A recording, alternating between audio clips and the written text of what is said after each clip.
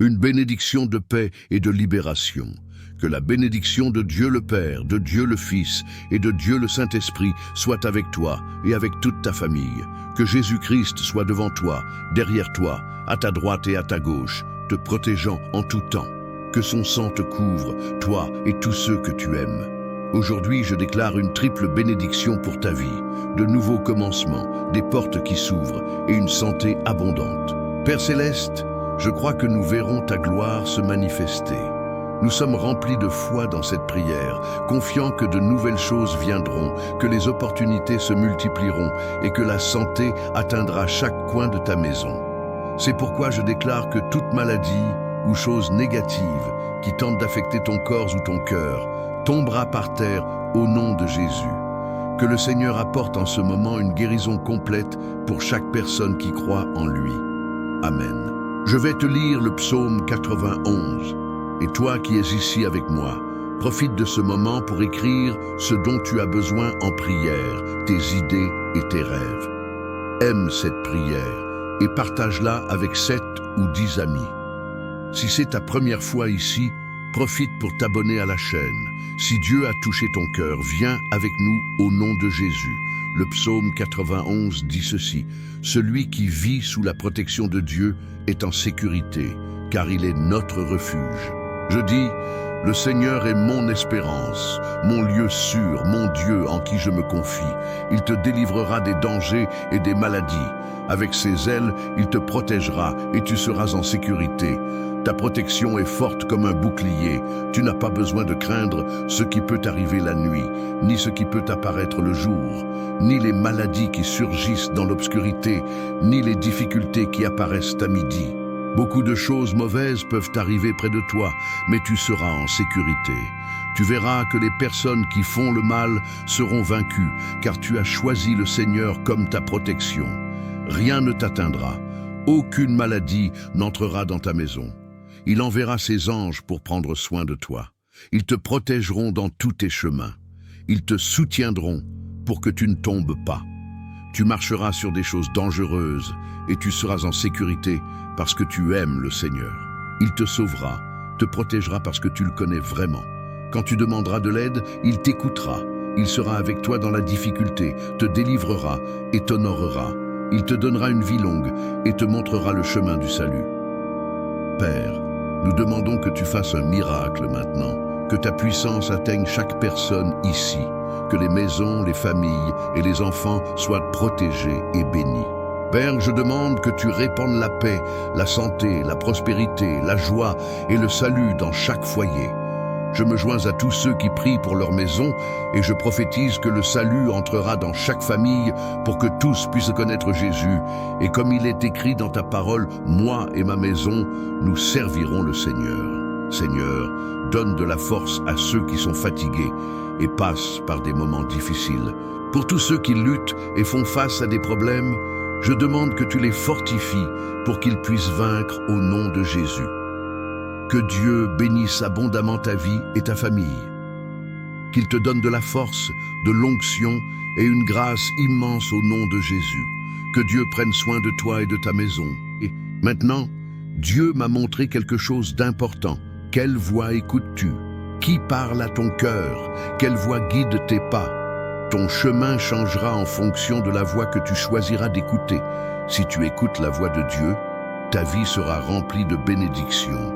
Mais si tu écoutes d'autres voix qui ne viennent pas de Dieu, tu dois faire attention car certaines d'entre elles veulent te détruire. Fais attention. Abraham a écouté la voix de Dieu et a construit une grande nation. Saül a écouté la voix de la comparaison et a perdu son royaume. Combien de fois laissons-nous cette voix, la voix de la comparaison, nous parler? Beaucoup de gens, pas tous, mais beaucoup se comparent à ce que les autres ont et qu'ils n'ont pas, à ce que les autres accomplissent et qu'ils ne peuvent pas, à ce que le fils de quelqu'un a fait et que leur fils n'a pas fait. Cette voie de la comparaison peut être en train de détruire ton chemin, le beau plan que Dieu a pour toi. Tu dois comprendre quelque chose. Saül n'aurait pas dû s'inquiéter de David. Au contraire, Saül aurait dû soutenir David pour qu'il grandisse. Mais Saül se comparait, se demandaient pourquoi on chantait que David était le meilleur guerrier, le meilleur soldat, alors que lui, le roi expérimenté, ne recevait pas cette reconnaissance. C'est la voix de la comparaison qui dit « Je mérite, j'ai besoin ». Mais ce n'est pas la voix que tu dois écouter. Ce n'est pas la voix de la comparaison qui doit guider tes pas. Tu dois écouter la voix de Dieu qui te parle avec affection dans ton cœur, car la voix de la comparaison te découragera, te fera sentir mal, te laissera triste et essaiera toujours de diminuer ta valeur. Moïse a écouté la voix de Dieu et a libéré son peuple. Mais Jonas a écouté la voix de l'égoïsme et a fui la mission que Dieu lui avait donnée. Quand nous ne pensons qu'à nous-mêmes, nous finissons par sacrifier notre avenir, parce que ce n'est pas seulement de toi qu'il s'agit, mais de ce que Dieu veut faire. Il y a une parole qui brûle dans mon cœur et qui dit ceci. Le Dieu qui confie une mission est aussi le Dieu qui prend soin et soutient. Et ce n'est pas seulement un soin financier, c'est un soin du cœur, de la force dont nous avons besoin. Il y a des gens qui pensent que la bénédiction est seulement de gagner de l'argent ou de vaincre une lutte difficile. Oui, c'est une bénédiction, mais il y a bien plus. Être pris en charge par Dieu tous les jours est une vraie bénédiction. Tu ne peux pas t'attendre à marcher sur le bon chemin sans affronter de défis. Chaque fois que tu vas dans la bonne direction, l'ennemi essaie de t'attaquer. C'est pourquoi la Bible dit « Résistez au diable et il fuira loin de vous ». Nous devons apprendre à reconnaître quelle est la voix de Dieu et quelle ne l'est pas. Marie a écouté la voix de Dieu et a apporté le Sauveur au monde. Ève a écouté la voix du serpent et a perdu son amitié avec Dieu. Alors, la voix que tu écoutes apporte-t-elle paix et bénédiction ou tristesse et destruction ? C'est pourquoi nous devons faire attention à ce que nous écoutons. Toutes les voix ne viennent pas de Dieu. Tous les conseils ne sont pas bons.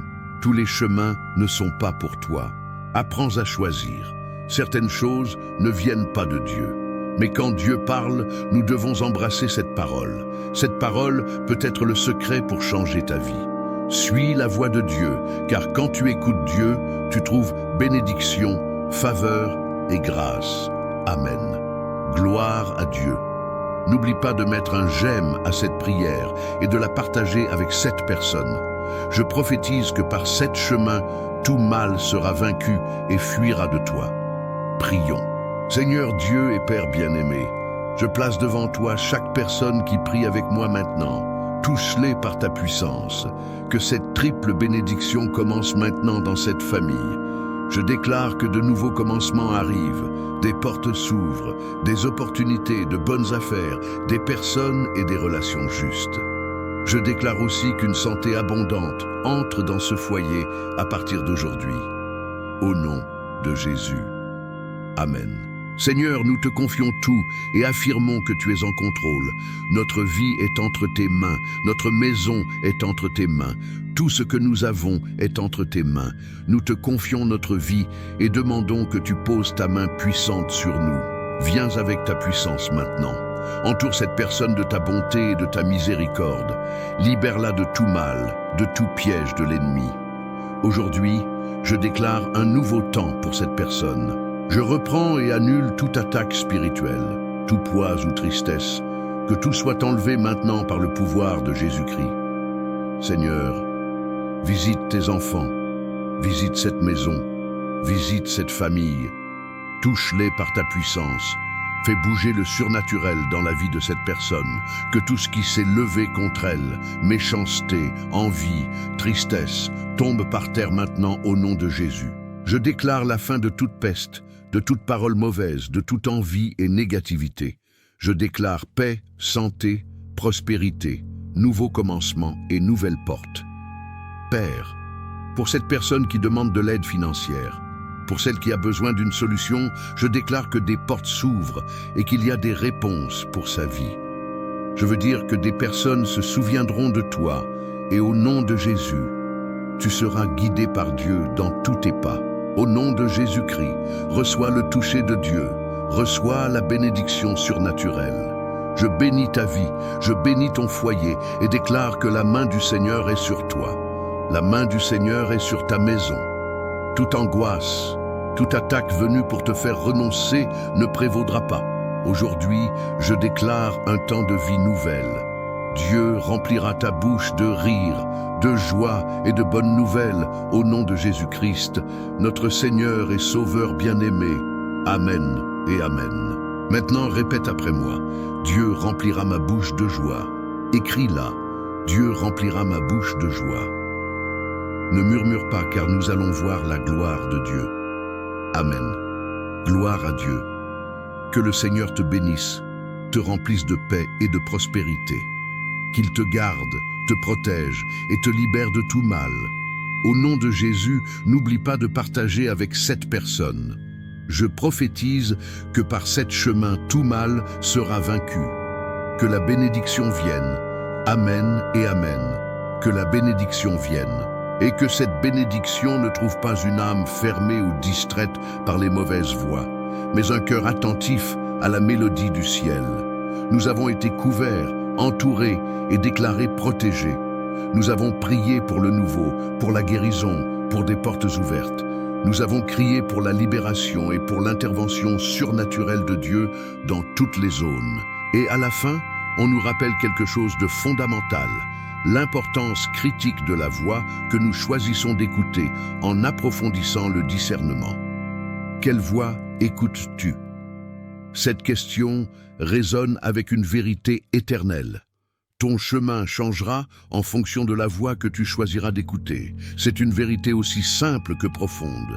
Notre vie est en grande partie la somme des décisions que nous prenons. Et nos décisions sont souvent influencées par ce que nous permettons de semer la conviction dans notre cœur et notre esprit. Si ce semis vient de la voix de Dieu, nous récolterons la bénédiction. Si elle vient d'une autre source, les fruits seront d'une autre nature, souvent amers. Le texte nous présente des exemples bibliques puissants pour illustrer cela. Abraham a écouté la voix de Dieu qui lui a demandé de quitter sa terre et sa parenté, se dirigeant vers un lieu inconnu, une instruction audacieuse qui contredisait la sécurité terrestre. Abraham a choisi d'écouter et d'obéir. Et le résultat fut la promesse d'une descendance innombrable et l'alliance qui formerait une grande nation, le peuple élu de Dieu. Sa vie a été définie par l'écoute et le suivi de la voix divine. Saül, en écoutant la voix de la comparaison, au lieu de célébrer les victoires de David, le héros que Dieu avait élevé pour libérer Israël, s'est consumé par le ressentiment et l'envie. La voix de la comparaison lui disait « Pourquoi David reçoit-il plus de louanges que moi, le roi? Parce qu'il chante qu'il a tué 10 000, alors que j'en ai tué seulement 1 000. » Cette voix a conduit Saül à l'insécurité, à tenter de détruire celui qu'il aurait dû soutenir, à désobéir à Dieu pour chercher l'approbation humaine. Dans 1 Samuel 15, nous voyons que cela lui a finalement coûté le royaume et la vie de manière tragique. La comparaison est une voleuse de joie et une déformatrice du but. Elle se concentre sur ce que tu n'as pas ou n'es pas en relation avec les autres, au lieu de se concentrer sur qui tu es en Christ et sur ce que Dieu t'a déjà donné et veut faire avec toi. Moïse, malgré ses propres insécurités et limitations, n'a jamais été un homme de parole facile. Dans Exode 4:10, Moïse a écouté la voix de Dieu depuis le buisson ardent, une voix qui lui a confié la mission monumentale de libérer Israël de l'esclavage en Égypte. Malgré les défis et la résistance tant du Pharaon que de son propre peuple, Moïse a choisi de manière constante d'écouter et d'obéir à la voix divine, et à travers lui, Dieu a réalisé des miracles émerveillants et a libéré son peuple avec une main puissante. Jonas a clairement entendu la voix de Dieu lui donnant une mission, prêcher le repentir à Ninive. Mais une autre voix en lui, celle de l'égoïsme et du ressentiment envers les Ninivites, ennemis d'Israël, lui disait que cela ne valait pas la peine, qu'il valait mieux qu'ils restent dans leur méchanceté pour affronter le jugement de Dieu. Jonas a choisi d'écouter cette voix égoïste et a fui dans la direction opposée. Cette décision lui a coûté cher, une tempête, être avalé par un grand poisson et un voyage rempli de tribulations. Bien qu'il ait finalement obéi, son attitude égoïste a continué à se manifester. La voix de l'égoïsme t'enferme dans ton propre monde. Elle t'empêche de voir le plan plus large de Dieu, qui implique souvent les autres, et te conduit à sacrifier des bénédictions futures pour un confort ou une préférence présente. Marie, une jeune femme humble de Nazareth, a écouté la voix de l'ange Gabriel, annonçant une mission sans précédent. Concevoir et donner naissance au Sauveur du monde par l'œuvre du Saint-Esprit. Une nouvelle qui défiait toute logique naturelle et impliquait un énorme risque social. Marie a choisi d'écouter la voix de Dieu avec humilité et foi. Qu'il me soit fait selon ta parole. Luc 1, 38. Et à travers son obéissance, le Verbe s'est fait chair et le salut est venu au monde. Ève a écouté la voix du serpent dans le jardin d'Éden, une voix qui a remis en question la parole de Dieu, a semé des doutes sur ses motifs et a offert une alternative attrayante. Vous serez comme Dieu, connaissant le bien et le mal. Genèse 3, 15. Ève a choisi d'écouter cette voix de tromperie et de désobéissance, et le résultat a été la chute de l'humanité, la perte de l'amitié directe avec Dieu et l'entrée du péché et de la mort dans le monde.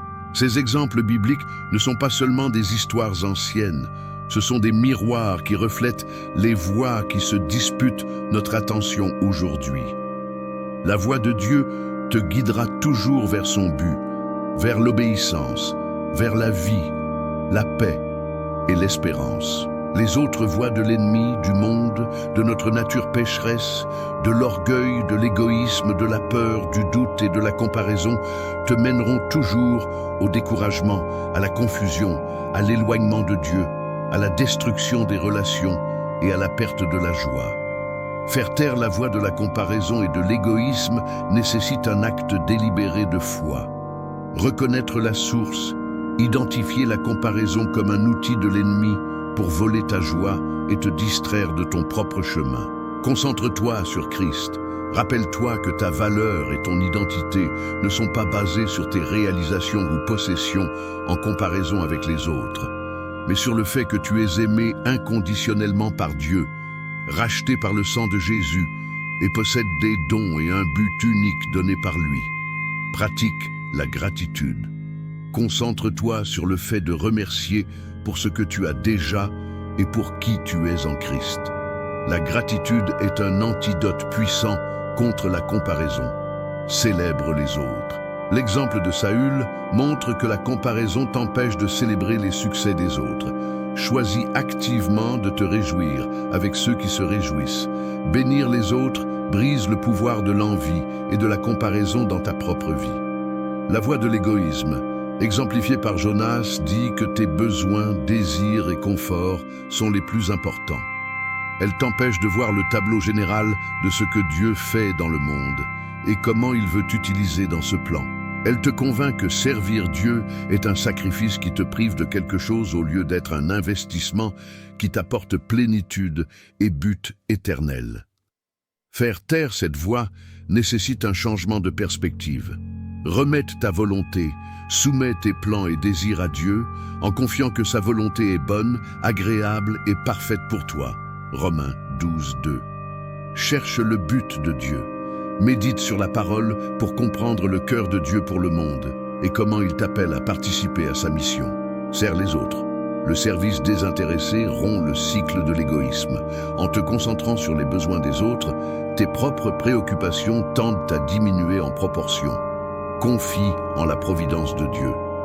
Le texte nous rappelle que le Dieu qui confie une mission est aussi le Dieu qui prend soin et soutient. Craindre de ne pas avoir assez si nous servons Dieu, c'est écouter la voix de l'égoïsme et du doute, pas la voix de la vérité que Dieu pourvoit à ceux qui lui obéissent. Son soin va au-delà de l'argent. Il pourvoit en force pour le cœur, en résilience pour l'esprit et en guidage pour le chemin.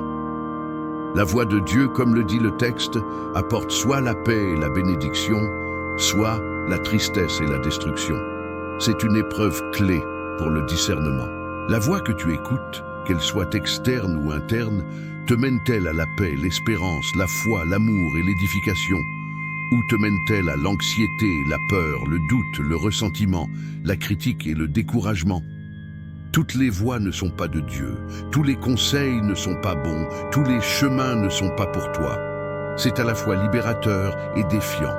Cela nous libère de nous sentir obligés de suivre toutes les opinions ou tendances. Cela nous défie d'être intentionnels dans le choix de nos influences. Cela nécessite que, armés de la parole et guidés par l'esprit, nous évaluions tout. Un conseil peut sembler sage selon le monde, mais s'il contredit un principe biblique, il n'est pas de Dieu. Un chemin peut promettre un succès rapide, mais s'il implique de compromettre ta foi ou tes valeurs, ce n'est pas le chemin pour toi. Apprendre à choisir la bonne voie nécessite de la pratique et une relation intime avec le bon berger, dont la voix est connue de ses brebis. Cela nécessite du temps en sa présence, méditant sur sa parole et lui demandant d'affiner ton oreille spirituelle. Cela nécessite l'humilité pour admettre quand nous avons écouté la mauvaise voie et le courage pour corriger le cap par le repentir. La promesse pour celui qui écoute Dieu. Le texte conclut cette section avec une puissante promesse. Suis la voie de Dieu, car quand tu écoutes Dieu, tu trouves bénédiction, faveur et grâce. C'est la récompense glorieuse de choisir la bonne voie. Bénédiction, non seulement au sens matériel, mais une plénitude de vie qui vient de l'alignement avec le Créateur.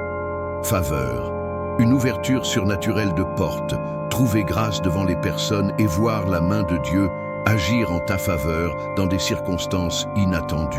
Grâce, le pouvoir habilitant de Dieu qui te permet de faire ce que tu ne pourrais pas faire par tes propres forces. Pardonner l'impardonnable, surmonter des obstacles insurmontables et vivre une vie qui le glorifie. Cette parole peut être le secret pour changer ta vie, celle d'écouter et suivre la voie de Dieu.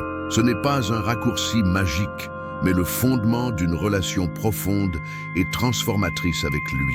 C'est un processus de marche pas à pas, en confiant en sa direction, même quand elle semble simple, comme Naaman, ou illogique, comme Abraham, réaffirmant la prière et la victoire déclarée, reprenant la prière finale. En plaçant notre vie, notre maison et tout entre les mains de Dieu, nous affirmons notre dépendance totale envers lui et notre confiance en son contrôle souverain. Déclarer qu'il est en contrôle ne signifie pas que nous n'affronterons pas de défis, mais qu'il utilisera même les défis pour notre bien et sa gloire. Romains 8, 28. Demandez qu'il vienne avec sa puissance maintenant, qu'il entoure la personne de sa bonté et de sa miséricorde, c'est invoquer activement sa présence et sa protection promise. Psaume 23, 6. Nous libérer de tout mal et de tout piège de l'ennemi, c'est crier pour la manifestation du psaume 91 et l'autorité au nom de Jésus. Déclarer un nouveau temps est un acte de foi prophétique. Croire que grâce à notre abandon, notre repentir si nécessaire, et notre confiance en Dieu, il inaugure une nouvelle saison de victoire, de liberté et de bénédiction dans notre vie. Reprendre et annuler les attaques spirituelles, le poids ou la tristesse, c'est utiliser notre autorité en Christ pour affronter les forces des ténèbres qui tentent de nous opprimer. Nous n'acceptons pas l'oppression comme notre destin. La visite de Dieu au foyer et aux familles est ce qui apporte la vraie paix et la guérison. Là où sa présence est bienvenue, les ténèbres reculent. Bouger le surnaturel, c'est attendre que Dieu fasse des choses qui dépassent les lois naturelles ou la capacité humaine, des miracles de guérison, de provision et de restauration. Et déclarer la fin de toute peste, paroles mauvaises, envie et négativité, c'est utiliser le pouvoir de la déclaration positive basée sur la parole de Dieu pour contrer les influences négatives que l'ennemi ou même les personnes peuvent diriger vers nous.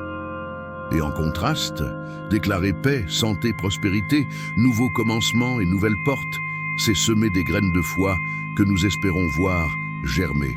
La prière spécifique pour l'aide financière est un rappel que Dieu se soucie de nos besoins pratiques. Croire que des portes s'ouvrent et que des personnes se souviendront de toi, c'est faire confiance à la providence de Dieu qui opère souvent à travers des moyens naturels, des opportunités et des connexions, mais avec une direction surnaturelle. Être guidé par Dieu dans tous tes pas est la promesse du psaume 23 et l'essence de marcher en écoutant sa voix. Recevoir le toucher de Dieu et la bénédiction surnaturelle, c'est s'ouvrir à expérimenter son pouvoir de manière tangible, bénir la vie et le foyer des autres et déclarer que la main du Seigneur est sur eux, c'est exercer notre autorité en tant que croyants pour impartir la bénédiction, croyant que la main protectrice et pourvoyeuse de Dieu est activement à l'œuvre en faveur de son peuple. La déclaration finale que toute angoisse, toute attaque venue pour te faire renoncer ne prévaudra pas. C'est une affirmation de résilience et de victoire en Christ. Les attaques viendront, mais elles n'auront pas le dernier mot. Notre espérance n'est pas dans notre propre capacité à résister, mais en celui qui combat pour nous et nous donne la victoire. Déclarer que Dieu remplira ta bouche de rire, de joie et de bonnes nouvelles, c'est remplacer l'attente de la douleur et de la tristesse par l'attente de la joie et de la célébration. C'est un acte de foi qui change notre perspective du problème à la promesse. Et l'appel à ne pas murmurer, mais à voir la gloire de Dieu, nous rappelle que la plainte affaiblit notre foi et que le fait de se concentrer sur Dieu et ses promesses renforce notre capacité à voir son œuvre miraculeuse. Le cycle de la bénédiction et l'invitation à répéter la déclaration de joie et à l'écrire est une technique puissante pour intérioriser la vérité. La répétition et l'écriture aident à déplacer la promesse de l'esprit au cœur, renforçant la foi pour la croire et la vivre. Enfin, la réitération de l'appel à partager avec 7 personnes liées à la prophétie que par 7 chemins tout mal sera vaincu, ferme le cercle. Le nombre 7 dans la Bible symbolise souvent la plénitude ou la perfection divine. Partager le message avec 7 personnes est un acte d'obéissance à l'invitation d'être un canal, un acte de foi dans la promesse de Dieu.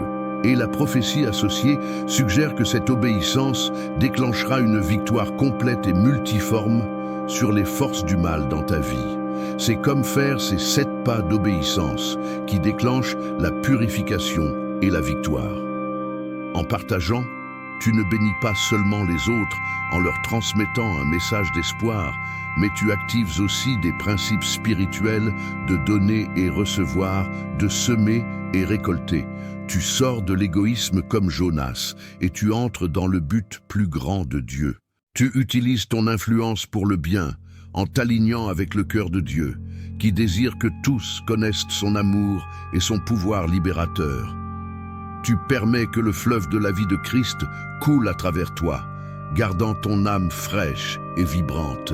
À la fin de cette réflexion et prière prolongée, tu te sens non seulement aimé, protégé et habilité, mais aussi commissionné pour écouter la voix de Dieu avec une clarté plus grande que jamais, pour discerner les voix qui tentent de te détourner, pour t'humilier en repentance quand c'est nécessaire, pour exercer ton autorité en Christ contre les forces spirituelles du mal, et pour être un canal débordant de la bénédiction de Dieu pour un monde qui a désespérément besoin d'entendre sa voix et de voir sa gloire. Que le Seigneur te bénisse abondamment, te remplisse de paix qui surpasse toute intelligence, te concède une prospérité intégrale en esprit, âme et corps, te garde sous ses ailes puissantes, te protège de tout mal visible et invisible et te libère de tout piège ou attaque de l'ennemi.